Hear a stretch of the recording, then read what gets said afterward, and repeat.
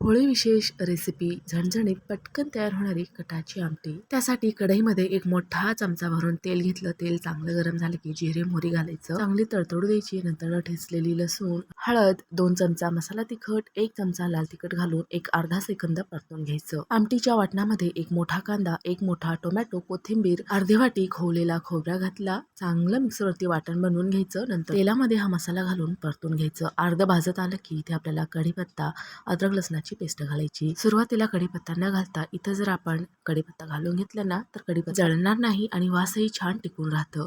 आता मसाला मी चांगला तेल सुटेपर्यंत भाजून घेतलेला आहे। आता त्यामध्ये डाळीमधलं पाणी घालायचं। सुरुवातीला थोडं पाणी घालून चांगलं मिक्स केलं म्हणजे मसाल्याची गुठळ्या राहणार नाही। नंतर वाटलेली थोडीशी पुरण, चवीपुरतं मीठ घालायचं, चांगला मिक्स करायचं आणि मंद आचेवरती झाकून ह्याला चांगली खळखळून उकळी काढायची। नंतर बारीक चिरलेली कोथिंबीर घाला आणि तयार आहे झणझणीत मस्त कटाची आमटी।